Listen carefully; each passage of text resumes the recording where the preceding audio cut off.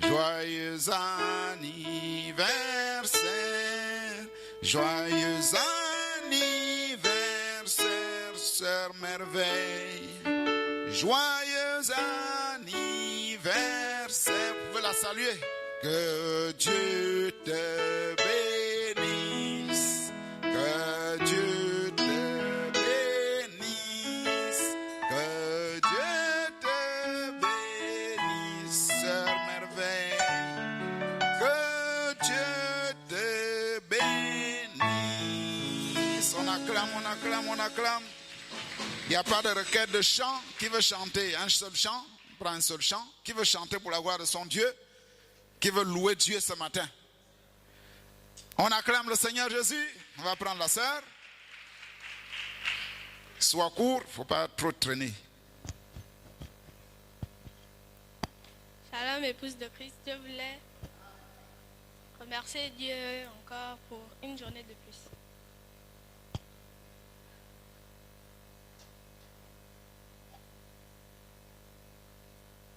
Thomas pouvait croire parce qu'il avait vu les mains percées par les clous romains.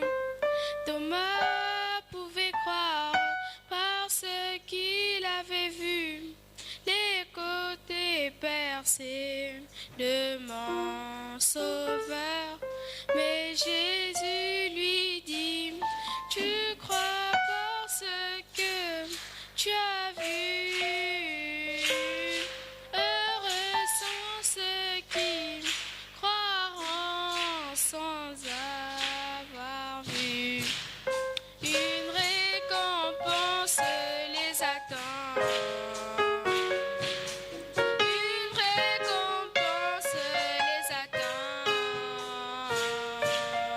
Jésus l'a dit.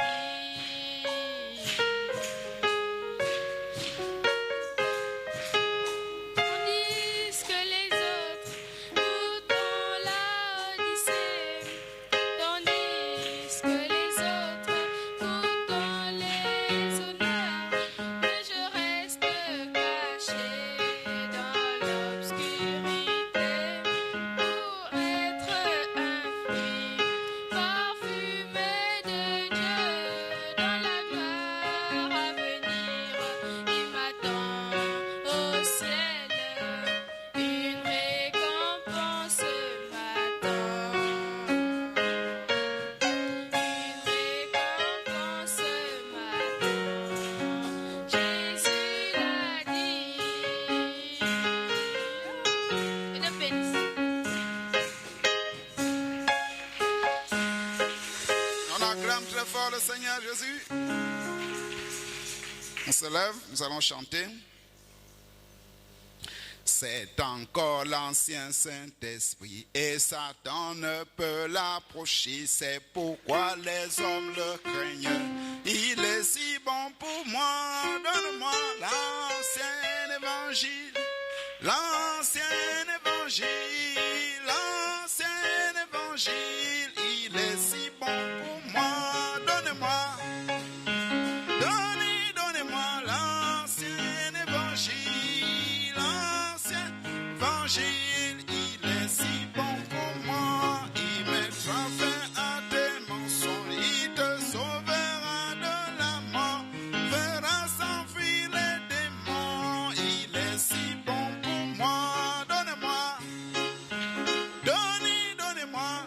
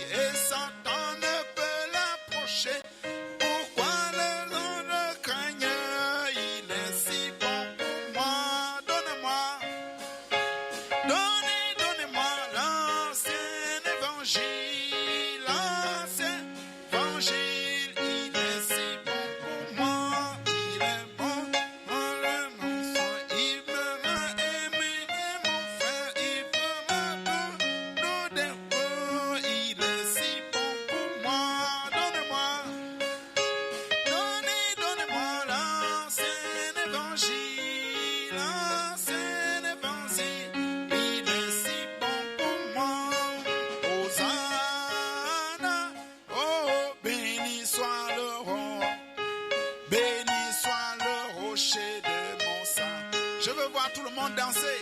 Hosanna, oh, béni soit le roi, béni soit le rocher de mon sang. Frère, viens ici. Oh, va Shalom et son nom. Voilà, tourne-toi, danse, danse. Et le maladie. Jéhovah Shalom, Jéhovah Shalom et son nom. Tout le monde doit faire comme ça.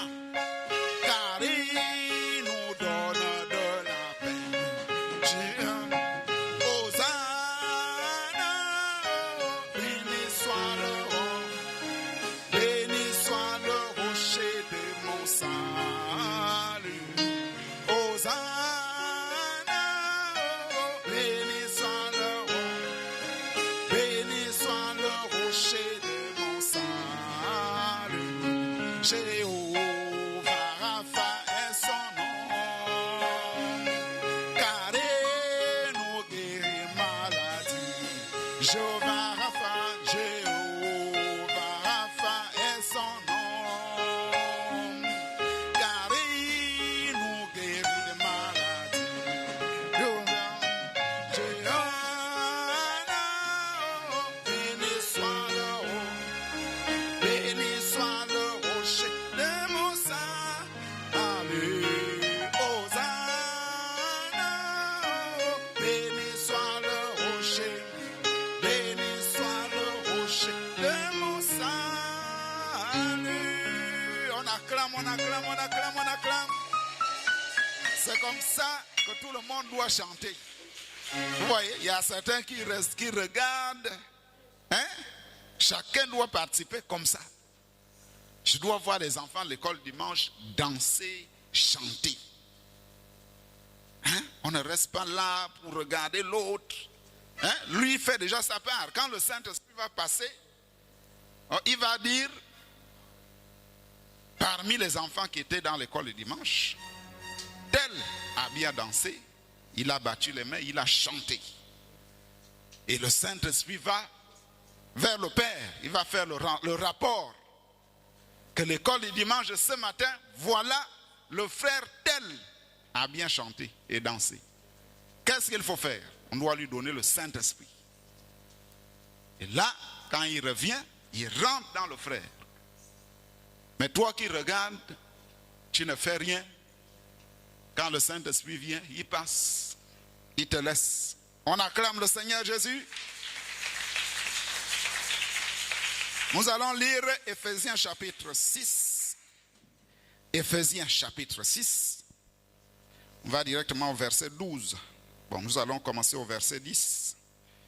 Éphésiens chapitre 6, verset 10.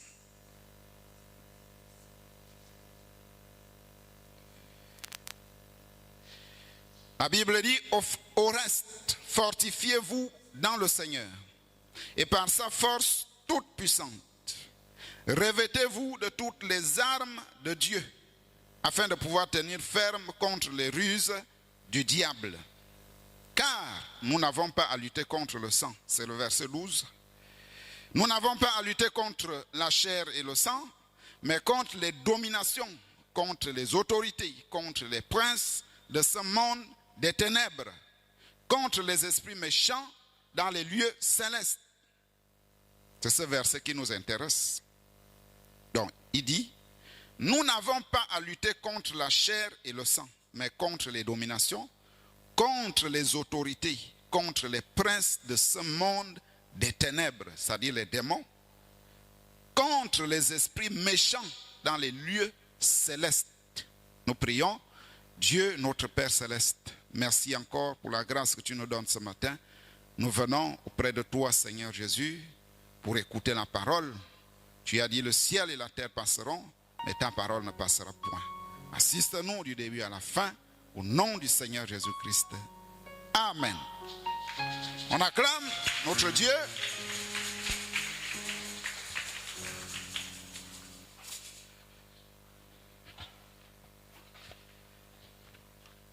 Alors, rapidement, qui peut me rappeler notre thème?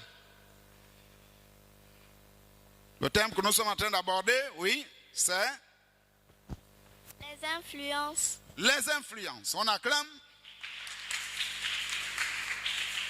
Les influences. Alors, c'est quoi une influence? On a défini la fois dernière. Qui peut rappeler, c'est quoi une influence? Oui? C'est quoi? Une action exercée sur quelqu'un. Reprends. Une force exercée sur quelqu'un. C'est une force exercée sur quelqu'un. Et la personne devient comment? Dès que la force est exercée, est-ce que la personne reste la même? Est-ce que la personne reste la même? Non. Sur un comportement? Oui, là-bas? Oui? Elle subit une influence. La personne subit l'influence. Donc le comportement de la personne change. Donc nous allons écrire le thème, c'est les influences. Je sais qu'il y a des gens qui n'ont pas de cahier, d'autres en ont, mais ils ne savent pas écrire. Maintenant, le sujet c'est quoi que nous abordons? Nous avons aussi la leçon. Nous sommes au sujet 2, sujet 3, leçon 3. Oui, c'était quoi le sujet?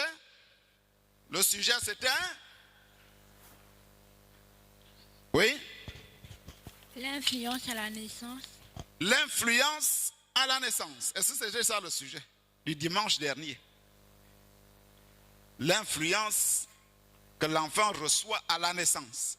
Est-ce que c'était ça? Qui a noté dimanche dernier? Oui? L'influence du zodiaque. L'influence du zodiaque. On acclame. C'était l'influence du zodiaque. Maintenant, parlons de l'influence à la naissance. Qu'est-ce qui se passe? Qui a retenu quelque chose? Quand l'enfant vient au monde, qu'est-ce qui se passe? Oui? Il a une pierre de naissance. L'enfant a une pierre de naissance. Mais quand l'enfant naît à l'hôpital, les sages-femmes prennent l'enfant. Qu'est-ce qu'elles font? Quand l'enfant sort du ventre de maman, il se peut qu'il ne respire pas. Qu'est-ce qu'on fait? Il peut sortir, mais il ne respire pas encore. Qu'est-ce qu'on fait? Oui? On lui tape. On tape l'enfant. Donc on gifle l'enfant. Des vrais gifles, hein? Après, l'enfant, le souffle de vie rentre. Après, et il commence à pleurer. Le prophète dit que l'esprit qui rentre dans cet enfant, est-ce que c'est le Saint-Esprit? C'est quel esprit? Démon. L'esprit Des démons. de démon. C'est l'esprit, oui, L'esprit du monde. l'esprit du monde. Donc l'esprit qui rentre dans l'enfant là, ce n'est pas le Saint-Esprit. C'est le souffle de vie. Mais cet enfant est conduit à faire les choses du monde. Donc cette influence là, c'est quelle influence? C'est de Dieu ou bien de Satan? C'est de Satan. On acclame. On a dit que c'est à cause de ça qu'un enfant qu'on n'a jamais appris que voilà comment on mord des dents, voilà comment on insulte cet enfant-là. Un enfant d'un an ou de 2 ans, il est en train de manger son morceau de dindon. Essayez d'arracher ça. Essayez d'arracher son pain là. Ou bien le biberon même. L'enfant a le biberon comme ça. Essayez d'arracher ça. Qu'est-ce qui va se passer? Qui peut me dire ce qui va se passer si tu arraches le biberon? Oui. Il va pleurer. Il va pleurer. Pourquoi? Oui? Parce qu'on a arraché son biberon. Est-ce que c'est parce qu'on a arraché? Il va pleurer pourquoi? On a vu ici que Jésus, quand il portait la croix, on giflait sur lui. Est-ce qu'il a rendu? Vous avez entendu que Jésus a fait la bagarre? Non. Oui, cet enfant? Parce qu'il a l'influence du monde. Parce qu'il a l'influence du monde. Parce qu'en lui, c'est l'esprit du monde. Cet esprit-là a l'influence de Satan. C'est à cause de ça que cet enfant boude. Cet enfant veut mordre les dents. Il peut gifler. Quand il grandit, si on ne lui donne pas la parole, il va faire les choses comme les gens font. Il va boire, fumer, aller au bar, danser les danses du monde. Il va devenir un rappeur. Il met le pantalon sous les fesses. Il peut même braquer. Hein? Il fait tout ça. Pourquoi? Parce que en lui, ce n'est pas le Saint-Esprit. C'est l'esprit du monde. Maintenant, on a dit, quand on a lu Galates chapitre 5, on a vu comment cet enfant se comporte, tout ce qui est en lui, la magie, l'impureté, l'impudicité. Hein? Un petit enfant de 10 ans a déjà des copines. Il a déjà une femme, un enfant de 10 ans, de 11 ans, a déjà une copine. Donc il est en train de se perdre. Donc, on a vu le contraire, que en dehors de l'influence de Satan, on a aussi quelle influence? Oui? L'influence de Dieu. L'influence de Dieu. Et cette influence est accompagnée des fruits du Saint-Esprit. Par exemple, l'amour, la paix, la joie. Et nous avons vu que nous avons abordé quoi? À la naissance, nous avons abordé les pierres de naissance. Avant d'aller là-bas, je reprends par exemple des exemples sur les influences. L'influence des amis. Quand l'enfant va à l'école, il subit l'influence des amis. Si l'ami est voleur, lui aussi sera voleur. Si l'ami triche en classe, lui aussi va tricher. Premier jour, il voit comment l'ami sort le cahier du sac. Quand il y a devoir, il cache le cahier dans le casier. Quand le maître n'est pas là, ou bien le professeur n'est pas là, il prend, il regarde vite. Après, il écrit, il cache. Ce qui l'amène à faire ça, c'est l'influence de Satan. Ou bien l'ami l'a influencé. On a l'influence de la mode. Vous allez voir une sœur qui est noire, mais elle a les cheveux rouges. Elle a des cheveux bleus, des cheveux violets. Pourquoi? Parce que elle a subi l'influence, par exemple, de la télévision, ou bien d'une femme au quartier. Elle a aimé ça. Mais quand tu aimes ça, est-ce que c'est la parole? Non. Tu es noir, mais pourquoi tu n'as pas de cheveux noirs?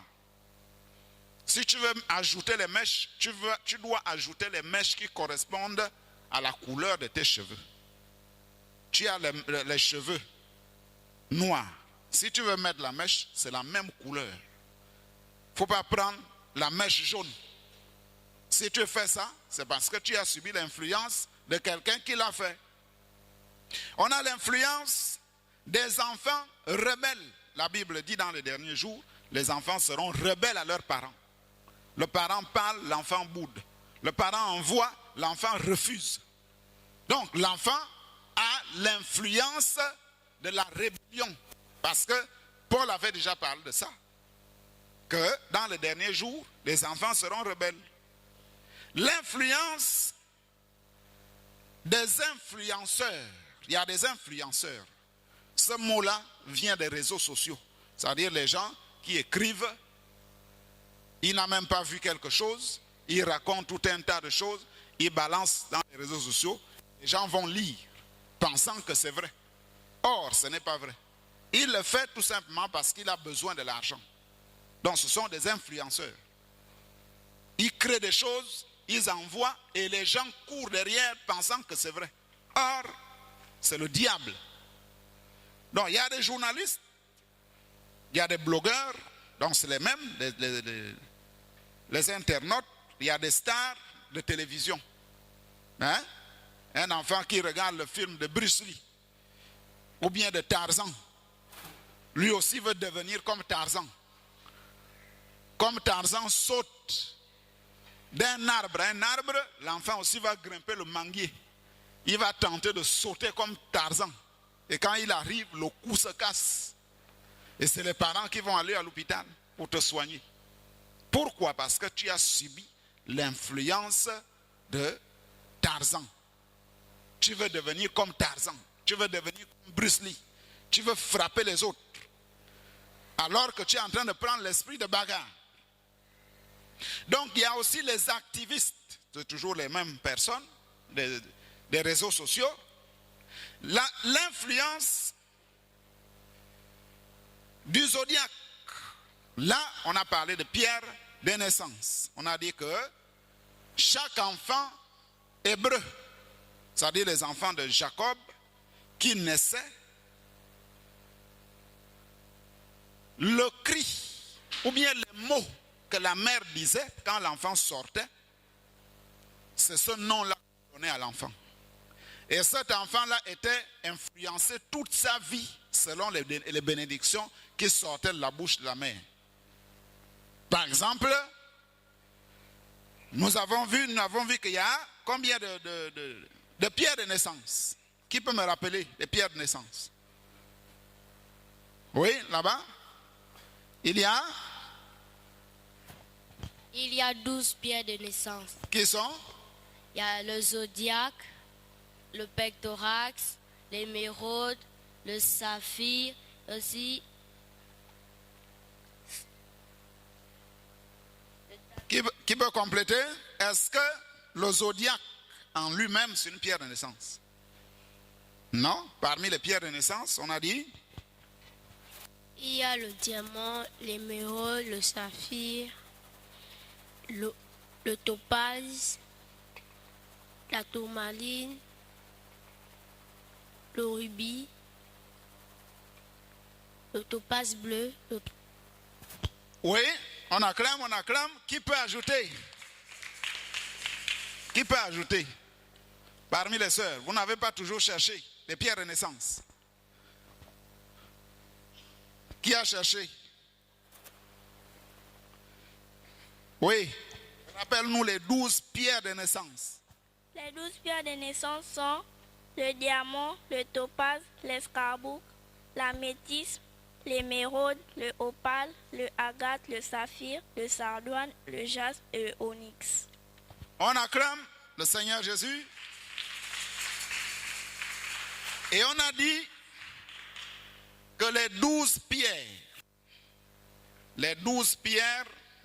de naissance correspondaient aux 12 tribus d'Israël. Et correspondaient aux 12 mois de l'année.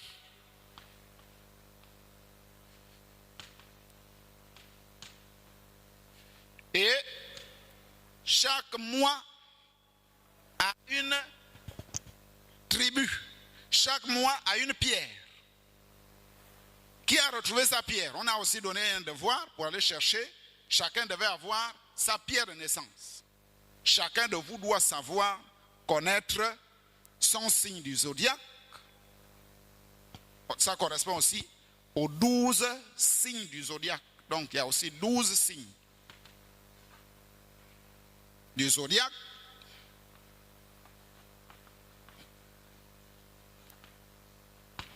Qui connaît son signe? Oui. Ton signe c'est? Verseau. Verseau. Alors, nous prenons le tableau, nous essayons de voir avec Verseau. Qu'est-ce qui se passe? Quelles sont les caractéristiques de ton zodiaque? Verseau. C'est les gens qui sont nés du 21 janvier au 19 février de l'année. Donc tous ceux qui sont nés, qui se reconnaissent qu'ils sont nés entre le 21 janvier et le 19 février. Verseau. Ils ont pour signe Verseau. Maintenant, la pierre de naissance. Votre pierre, c'est le jaspe. Votre âge de l'église, c'est Smyrne. Et vous correspondez à la tribu de Ruben. Maintenant, qu'est-ce qui se passe dans votre caractère? Comment vous êtes? On dit, vous êtes compatissant, c'est-à-dire vous venez en aide aux autres. Vous aimez sauver, vous aimez soigner, vous avez le sang-froid, vous êtes persuadé par l'entourage, vous êtes... Non, je ne suis pas là-bas. Je reprends. Vous êtes idéaliste, accès à la fantaisie, c'est-à-dire vous aimez les blagues. Vous avez des idées de création, vous avez une grande foi, vous avez l'espoir, vous êtes gentil, vous êtes respectueux. Vous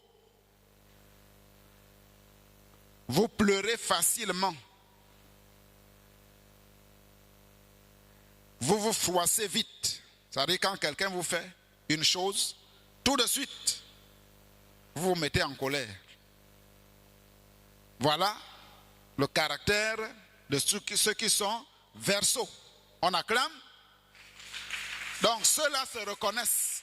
Bon, on prend encore, par exemple, ceux qui sont nés du 23 novembre, maintenant là, au 21 décembre de l'année. Ceux-là ont pour signe Sagittaire. Ils ont pour pierre de naissance Saphir. Ils ont pour âge l'église Pentecôte. Donc c'est des gens qui aiment sensation, qui aiment le surnaturel. C'est des gens qui aiment l'onction. Ils ont pour tribu Aser. Aser veut dire heureux. Donc ils sont toujours heureux. Alors, qu'est-ce qui est dans leur caractère? Ils aiment le défi.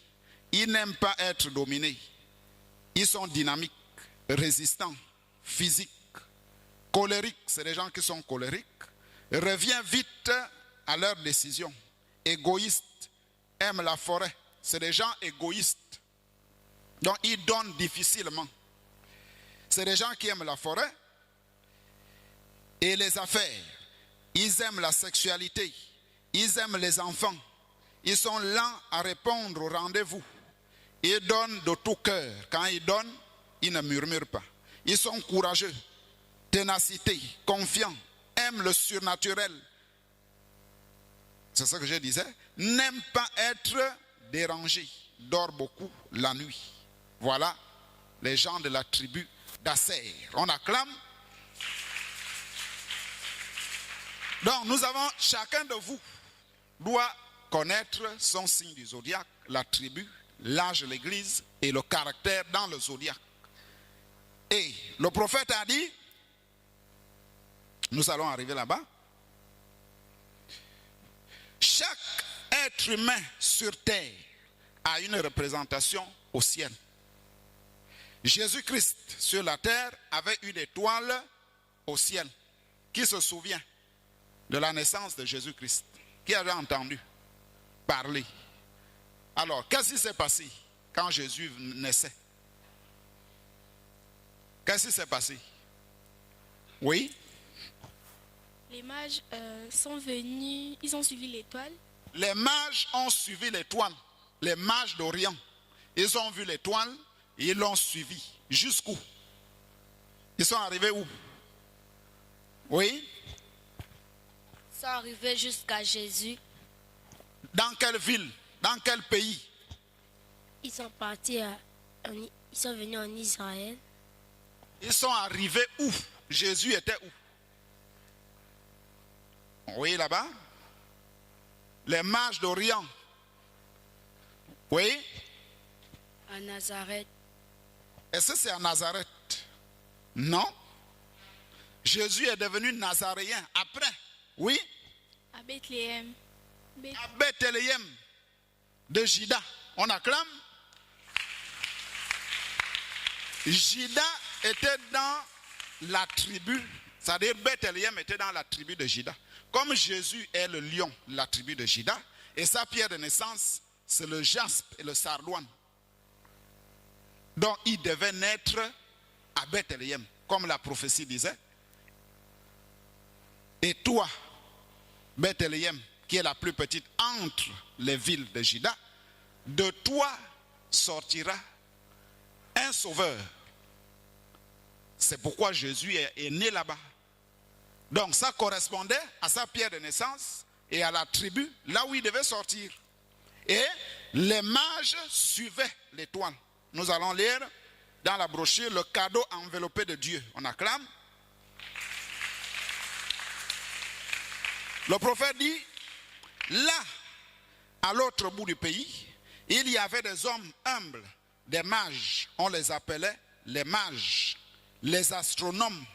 Et récemment, quand j'étais en Orient, ils s'assoient encore de la même manière. C'est une caste de gens très pauvres. Ils vont de Troie. Ils s'installent dans la rue. Billy et moi étions là-bas en Inde. Donc les mages revenaient de l'Inde, de l'Orient. L'Orient, c'est l'Inde. C'est de là qu'ils viennent, de l'Inde. Or, ils ont dit, nous avons vu son étoile en Orient, c'est-à-dire en Inde, et ils étaient en Orient quand ils ont vu l'étoile. Ils ont suivi l'étoile jusqu'à Bethléem. Nous prenons un deuxième exemple. William Branham, à sa naissance, il avait une étoile qui était au-dessus de lui pour diriger sa vie. Nous prenons la brochure sur Monsieur, est-ce le signe de la fin? Paragraphe 106, prêché le 30 décembre 1962. On acclame.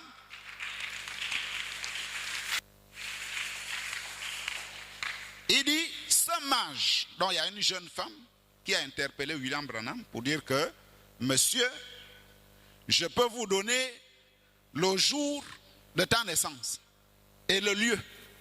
Le prophète dit, mais pourquoi tu sais ça? Il dit, non, au-dessus de toi, il y a des étoiles qui se dirigent toujours vers l'ouest. Il dit, tu n'auras jamais le succès à l'est, mais si tu vas à l'ouest, tu auras le succès. Pourquoi? Parce que au-dessus de William Branham, il y avait les étoiles. Donc, pendant qu'il est sur la terre, au ciel, l'autre côté, dans le domaine invisible, il y avait une étoile qui le dirigeait.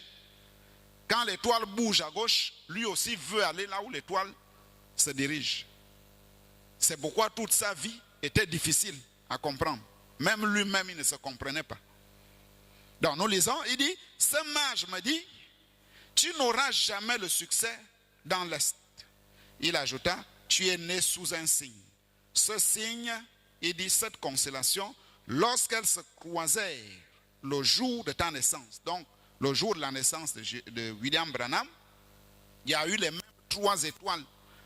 L'étoile de Sem, de Cam et de Japhet, qui se sont dirigées au-dessus de là où Branham devait naître. Il est né le 6 avril 1909 à 5h49. Et le jour de la naissance de William Branham, le feu, la même colonne de feu que vous voyez là, est venue briller sur l'enfant comme ça. Donc quand l'enfant sort de la mère, la sage-femme prend l'enfant et le pose sur le lit. Pendant qu'ils sont là en train de regarder l'enfant, ils ont vu une lumière qui est descendue, venir briller sur l'enfant. Donc c'est la même étoile là. Il dit, cette constellation, lorsqu'elle se croisait le jour de ta naissance, donc c'est la dame là qui parle, elle se trouvait à l'ouest. Et tu dois aller à l'ouest. J'ai répondu, n'y comptez pas. Donc il a boudé. Il ne voulait même pas qu'on lui parle de ça. Mais c'était une réalité. Questions et réponses sur les Hébreux, troisième partie. Donc, les étoiles du ciel représentaient les esprits des hommes ici. Et quand le dragon rouge, Rome, lors de sa persécution, a saisi 2/3 ou 1/3 des étoiles et les a jetées sur la terre. Ça, c'était à la crucifixion de notre Seigneur Jésus. Alors, quand ils l'ont rejeté et quand il a été, lorsqu'ils ont chassé et n'ont rien eu à faire avec lui, c'est-à-dire quand ils ont rejeté Jésus. Donc, ce qui s'est passé au ciel, Apocalypse chapitre 12, on dit que un grand signe est apparu dans le ciel et le diable se tenait là devant une femme qui devait enfanter. Ça s'est passé sur la terre. La scène a commencé au ciel et la scène a terminé sur terre. Sur la terre, c'est Rome qui est le dragon, qui voulait tuer Jésus. Vous avez entendu parler de quand Jésus devait naître, Hérode voulait tuer les enfants. Il a décrété la persécution, qu'on doit tuer tous les enfants de 1 à 2 ans. Alors là, l'ange est venu, a dit à Joseph, prends le petit enfant, amène-le en Égypte. C'est comme ça que Jésus a fait 3 ans et demi. Quand Hérode est mort, Jésus est revenu. L'ange est reparti dire à Joseph que celui que vous craignez n'est plus. Donc, prends le petit enfant et retourne. Alors, ils sont repartis. C'est là où la prophétie qui dit, on l'appellera Nazaréen. C'est là où Jésus n'est plus allé à Bethléem, mais il allait à Nazareth. C'est pourquoi on l'appelle Jésus de Nazareth. On acclame.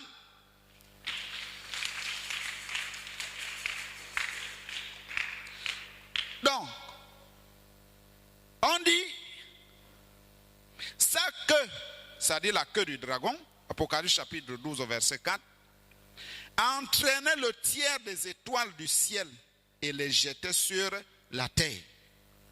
Et le prophète dit, les étoiles du ciel, là, ce sont les fils de Dieu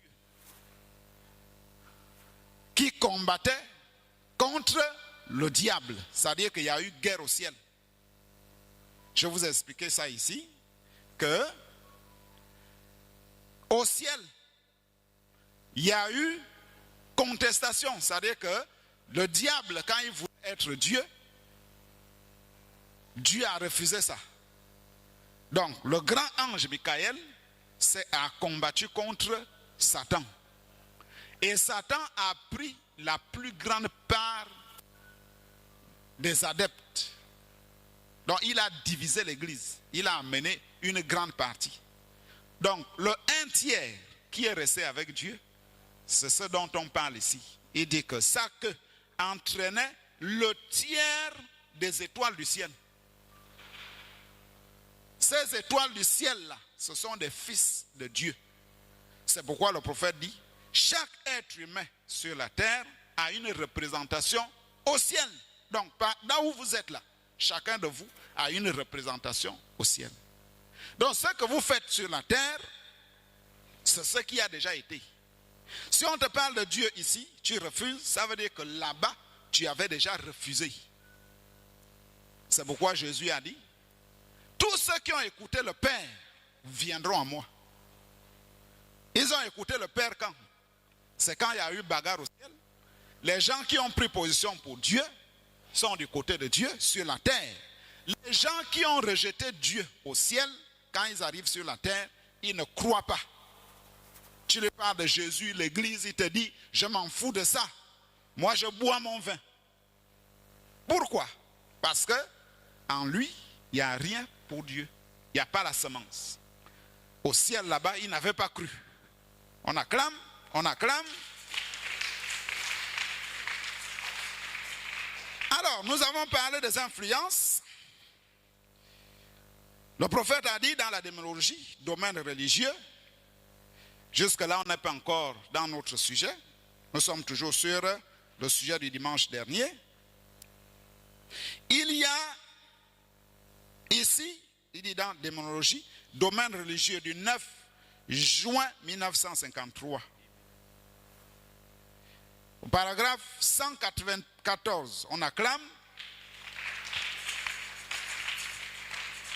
Maintenant, il dit, ici en haut, ces chrétiens reçoivent l'influence d'en haut. C'est-à-dire, quand vous êtes ici sur la terre, vous recevez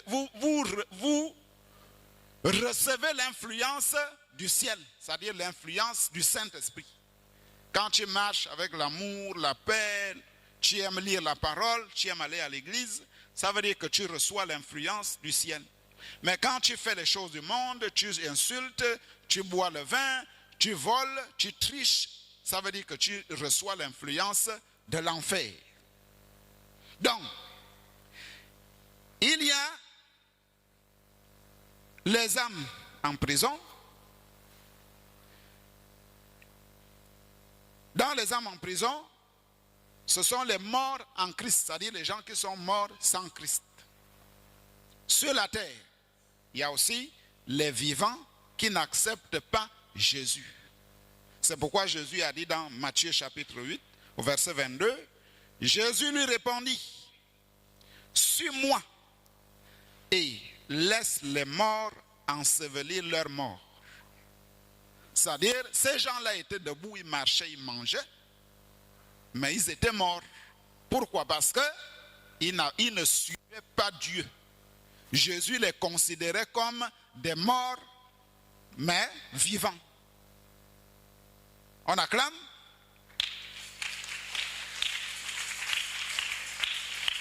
Alors, nous commençons le sujet du jour. Nous n'avons que 8 minutes.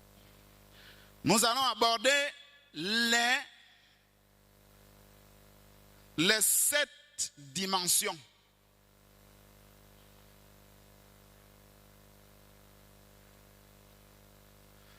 Les 7 dimensions, comme leçon. Comme leçon, nous allons voir que les lieux célestes dont Jésus parlait ont une influence sur les hommes sur la terre. Les lieux célestes.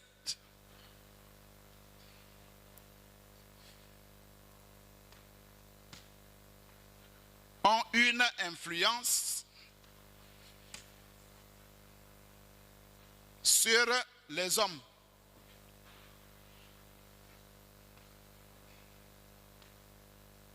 Sur la terre. Quels sont les lieux célestes? Commencez à chercher. Chacun doit dessiner ce tableau. Les 7 dimensions.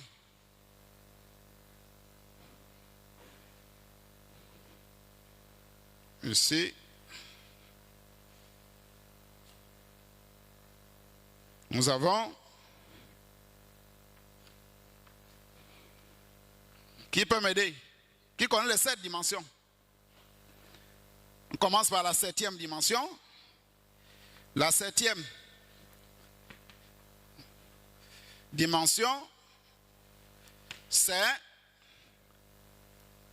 c'est le ciel. On acclame. Donc le ciel, là-dedans, il y a Dieu. C'est là où Dieu habite. C'est-à-dire le trône. Trône. Le ciel, Dieu, le trône et les anges. Donc Dieu, là où Dieu siège, autour de lui, il y a les anges.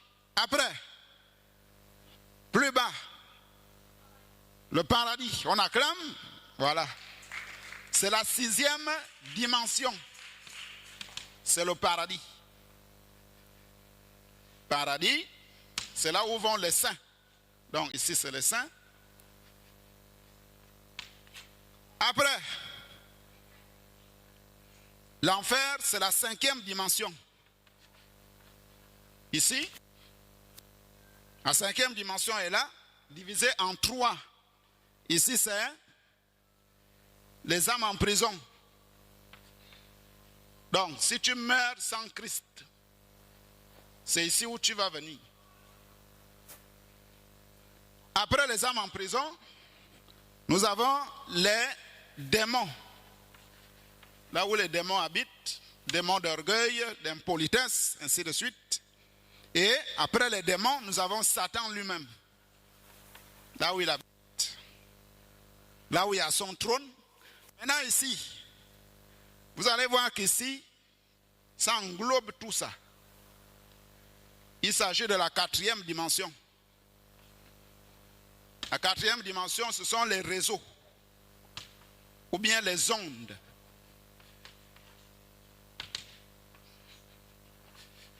Donc les ondes englobent le globe terrestre. Donc ici nous sommes dans 3 dimensions. Là où nous sommes sur la terre, donc la matière, la terre. Nous sommes dans l'espace et nous sommes dans le temps. Voilà. Donc, le temps, l'espace et la terre sont gérés par la 4e dimension. Parce que la Bible dit que Satan est le prince de l'air. Donc, celui qui domine les airs, les réseaux, les ondes. Ça englobe tout le cosmos, c'est-à-dire l'existence, là où nous marchons, là où nous faisons les affaires. C'est là où le diable règne. C'est pourquoi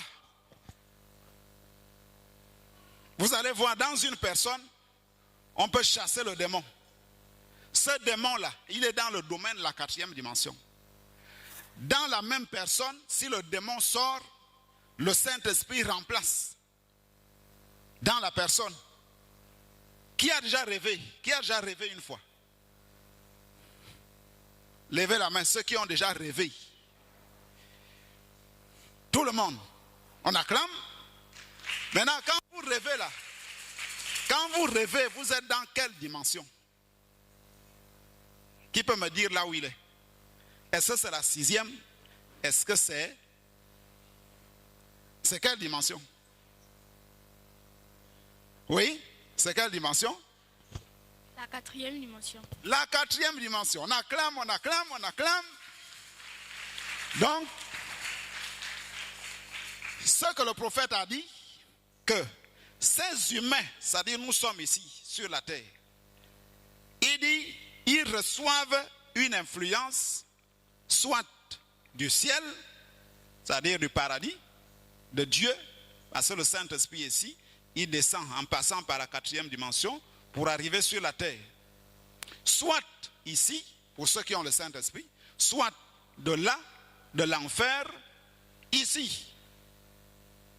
Tu es influencé par les démons. Ces démons-là transitent à partir de la 5e dimension pour arriver sur la terre. Donc quand tu vois que tu es impoli, tu es arrogant, tu es voleur, ce sont les démons qui sortent de l'enfer qui t'influencent. C'est pourquoi on a dit, les lieux célestes dont Dieu parle ici, les lieux célestes, c'est les dimensions qu'on a lu dans Ephésiens chapitre 4. Donc ces lieux célestes, ce sont des 7 dimensions. On acclame le Seigneur Jésus. On se lève, nous allons continuer dimanche prochain.